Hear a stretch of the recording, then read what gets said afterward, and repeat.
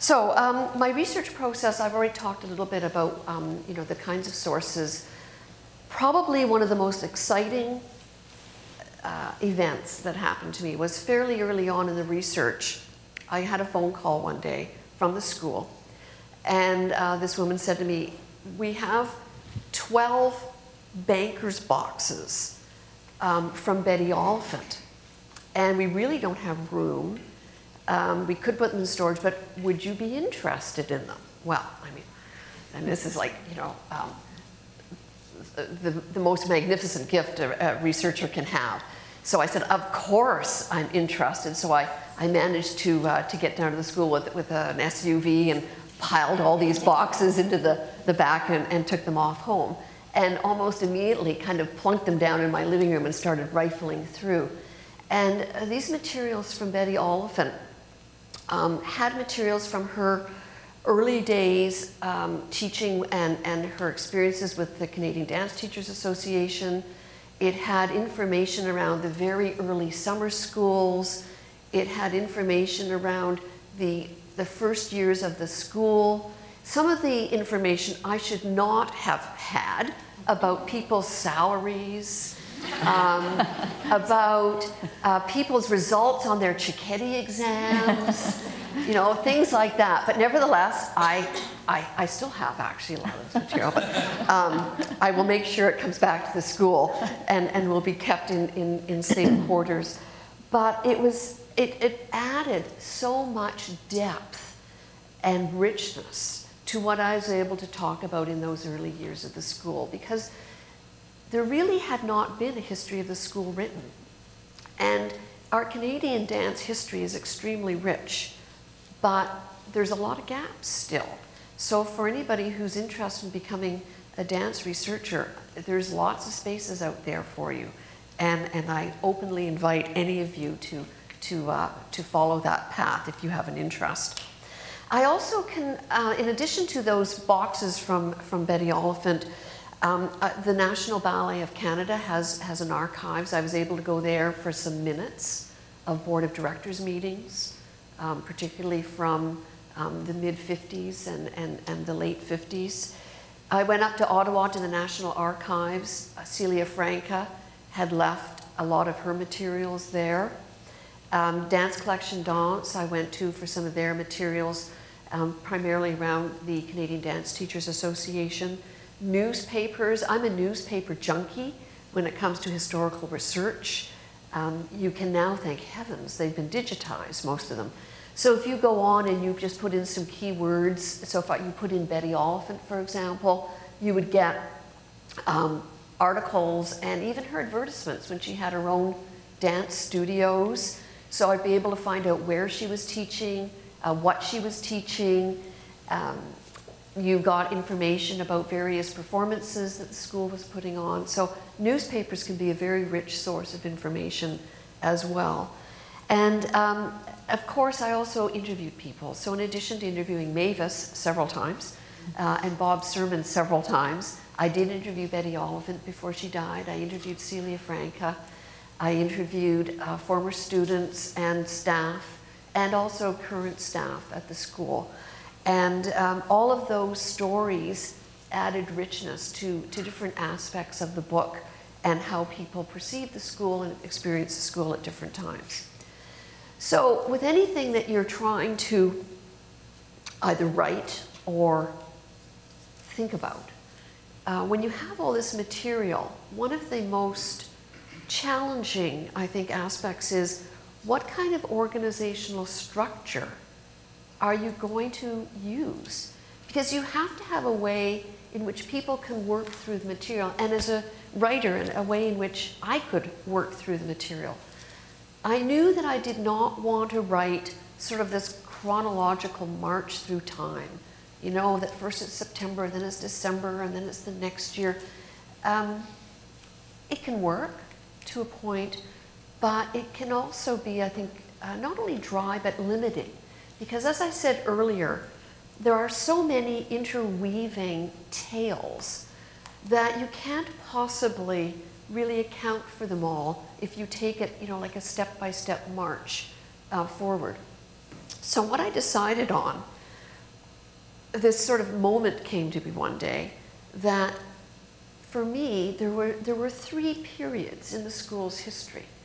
There was that foundational period that started from the school's opening and went up to about 1975. And then there was this middle period where the school was trying to find its equilibrium, really.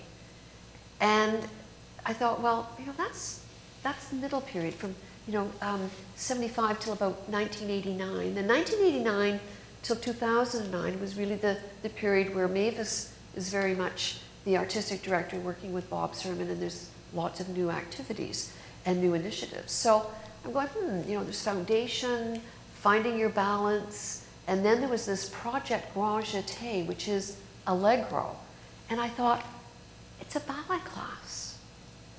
So that was the structure I chose to go with, that there is an introductory chapter which I call the Warmup, which really sets the stage, what was happening in Canada and in Toronto prior to the National Ballet School opening in 1959. So that's the warm-up. And then there's the bar section, which is divided into different kind of themes according to the exercises that we execute at the bar. And then the center practice, that equilibrium, which is really what happens. You come away from the bar, you go into the center, and you really have to try to have to figure out, where is my balance today, and what's working and what's not working.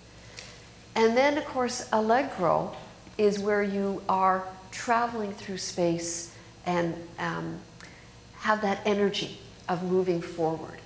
So I thought for me that really worked. So that's the way I chose to organize the book. I have a feeling I probably not. Hang on, let me go the other way. Right.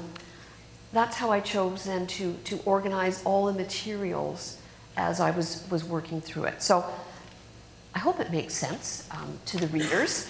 But in any event, that's what I did. So going kind of very quickly through some of the early chapters, the warm-up. Most of you recognize these 2 ladies, Betty Oliphant on your left and Celia Franca on your right. And for me, these 2 women, it was really a symbiotic relationship that they had.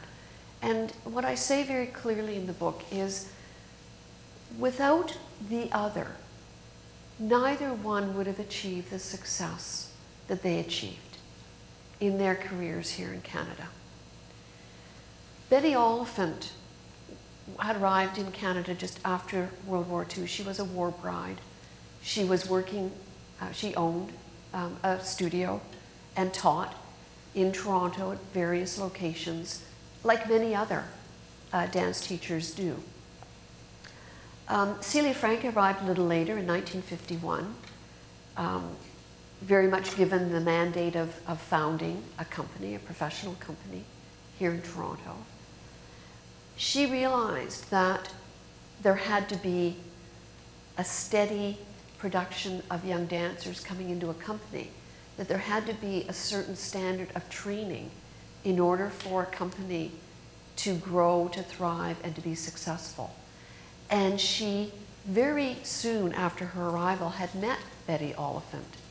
And Betty Oliphant had always had this dream of being able to provide young dancers with the means of being educated at the same time that they were learning all of the skills necessary to be a professional dancer.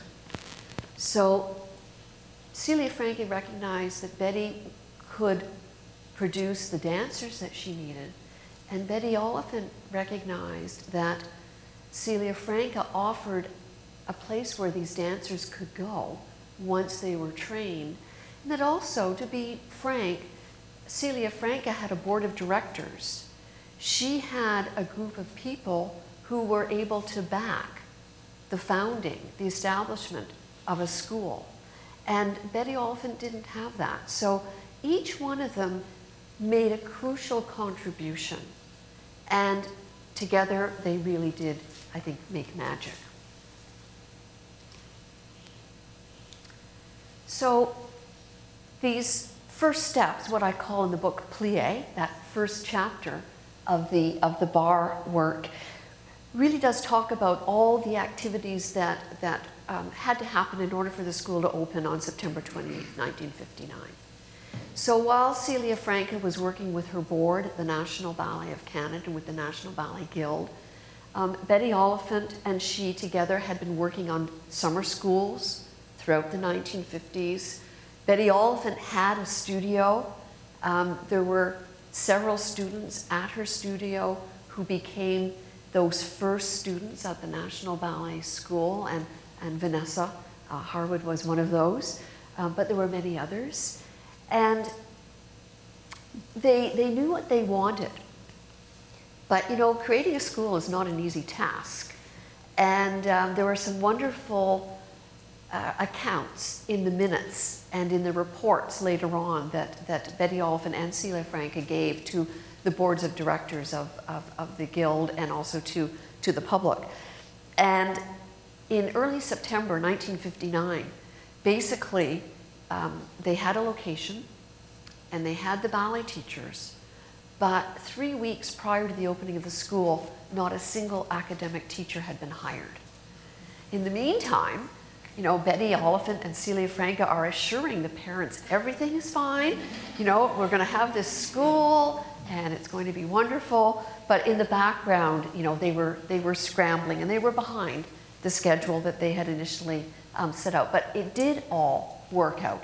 The academic teachers were hired, and in that September of 1959, the school doors did open, and there were 26 students, 12 day students and 14 resident students, all females that first year. The following year, the first 2 boys did arrive, but initially it was all female students.